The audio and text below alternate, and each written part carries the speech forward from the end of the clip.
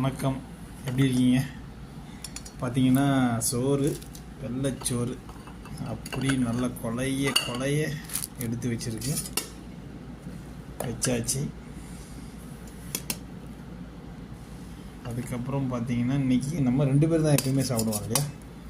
2 எனக்கு இல்லை, என்னோடய ஃப்ரெண்ட் இன்னொருத்தர் இருக்கார். அதுக்கப்புறம் இதுக்கு குழம்புன்னு பார்த்தீங்கன்னா இன்றைக்கி எறா குழம்பு.